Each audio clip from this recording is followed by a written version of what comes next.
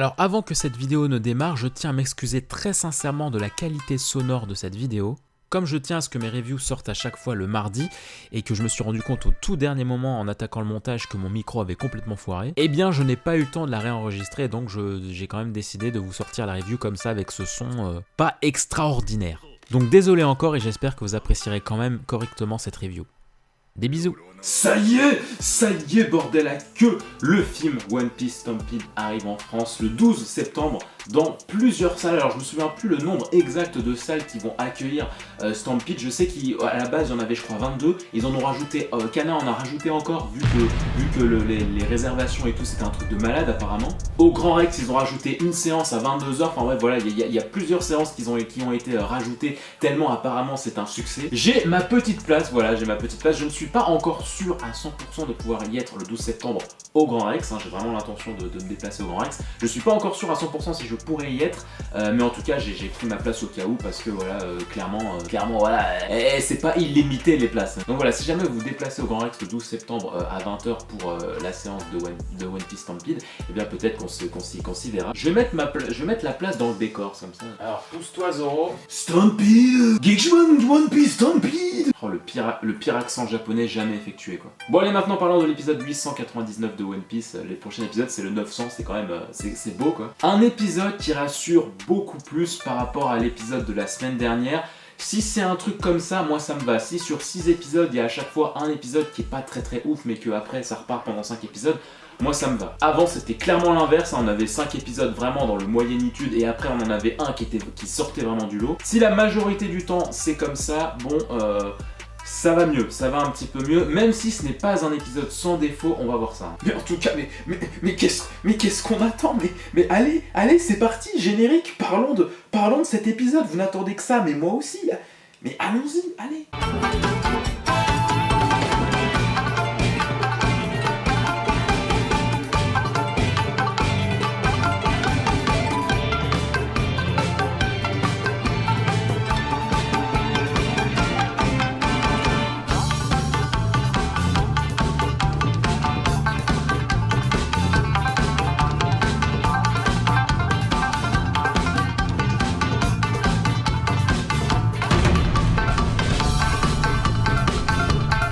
Alors peut-être que je suis dans le déni et peut-être que je n'ai absolument rien compris, mais en tout cas cet épisode confirme un petit peu plus ce que je disais la semaine dernière, c'est-à-dire que voilà, le nouveau directeur de l'anime de One Piece, il l'avait dit, est un fan absolu de Zoro et on a vraiment l'impression qu'il tenait vraiment de ouf à mettre en valeur Zoro contre la poupée vaudou de Hawkins. Et donc on a vraiment l'impression que le découpage a été fait un petit peu au dernier moment. On a l'impression qu'au dernier moment ils se sont dit non, le combat contre Hawkins on va le séparer en 2 parties pour vraiment laisser le combat Zoro contre la poupée vaudou très important, très bien animé.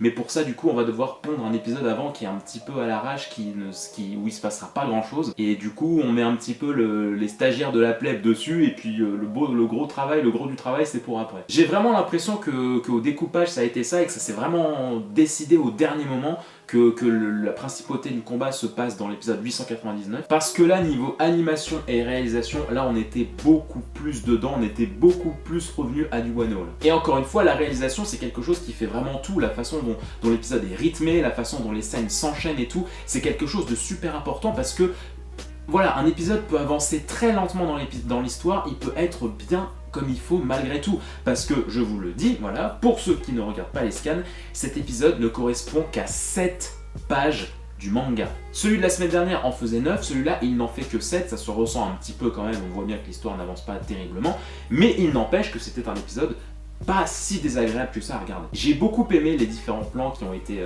choisis pour représenter Zoro qui protège voilà, Komainu, Otama, etc. Il y a vraiment eu plusieurs plans quand tu vois qui contre les attaques qui étaient super stylés, il y avait des angles de caméra super stylés. À chaque fois Zoro était vraiment très bien dessiné dans ses expressions, dans ses placements de ses armes, dans la façon dont il bougeait, c'était vraiment assez propre quoi. Il y a un plan notamment que j'ai retenu qui était vraiment super stylé où il y avait un changement de focale où en fait on voyait Zoro qui était dans le flou et en arrière-plan tu voyais la poupée vaudou de Hawkins qui était claire. Ce plan par exemple je l'ai trouvé vraiment somptueux les potes. Et puis bon, la technique à 2 sabres de Zoro qui défonce la poupée, alors ça c'était orgasmique parce que c'était vraiment super propre, c'était clairement le moment le plus badass, le meilleur moment de l'épisode. Et ça fait d'autant plus plaisir que dans le manga c'est pas ultra important, c'est pas une attaque qui est ultra badass. Le combat Zoro contre cette poupée vaudou, vraiment je crois c'est juste le temps de 2 doubles pages et après c'est fini. Et puis j'ai trouvé ça très intéressant le fait qu'on revienne souvent sur Hawkins parce que dans le manga c'était pas si clair,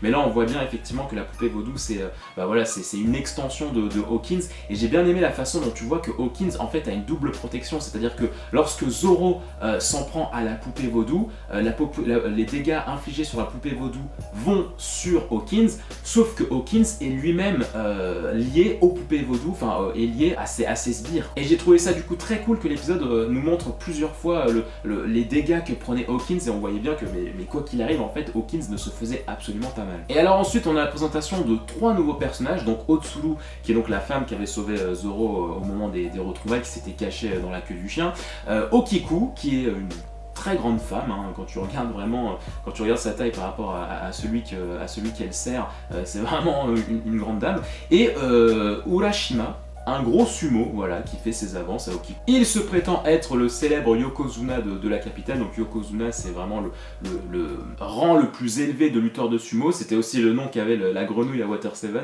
voilà, monsieur essaye de se mettre en valeur et tout pour draguer la petite Okiku, sauf qu'il se fait un petit peu rembarrer par Zoro, c'était marrant, ça c'est un truc qu'il n'y a pas dans le manga, la petite confrontation avec Zoro, c'était très très cool à voir. Et alors niveau esthétisme, c'était très intéressant, la façon dont on arrive au village de Dokobore, on a un magnifique panel sur le village. J'ai vraiment trouvé ce plan super stylé où tu vois les terres dévastées, au milieu tu vois les petites maisons, tu vois l'énorme muraille rouge, je sais plus comment ça s'appelle, et tu vois en fond les usines de Kaido. J'ai trouvé vraiment ce plan super stylé, les couleurs un peu pastel et tout, c'était super cool. Petite frustration quand même parce que pour l'arrivée d'Otsuru et de Okiku, on avait enfin des nouvelles OST folklore japonais, mais je trouve ça frustrant qu'on n'ait pas plus d'OST comme ça. À chaque fois que j'entends des vieilles OST de One Piece, ça me frustre beaucoup parce que j'aimerais tellement des OST remixés ou plus d'OST. Bon, ça c'est un peu mon côté fan, mon petit caprice en quelque sorte, mais j'aimerais vraiment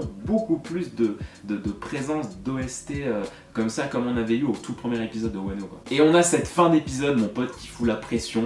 On se rend compte que l'île où réside Kaido s'appelle Onigashima, et on voit que le mec, il est posé tranquillement, il attend que quelque chose se passe. C'est la créature la plus puissante du monde.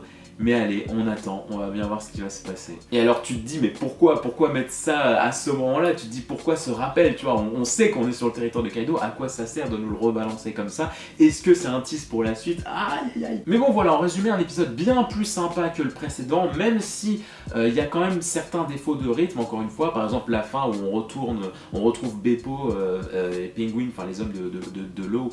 Tu les vois qui retournent voir l'eau pour les prévenir, ah il y a les Mugiwara et tout. Là c'était une scène qui était quand même assez lente, il y a eu beaucoup de plans sur Otama qui est essoufflé et tout machin. On nous refout une énième fois le flashback d'Otama qui boit l'eau de la rivière. Ça c'est un flashback en 6 épisodes qu'on a peut-être dû voir déjà 4 fois. Le chien qui court quand ils arrivent et qu'ils sont perdus, ils savent pas quel chemin emprunter. Enfin voilà, tu sens quand même que c'est pas parfait niveau rythme, qu'ils ont vraiment voulu ralentir encore les choses.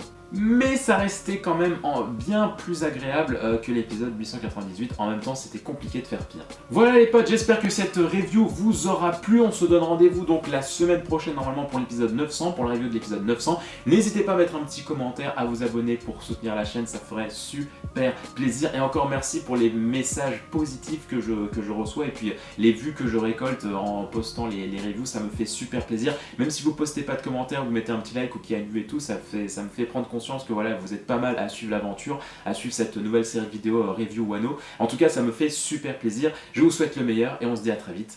Tchou!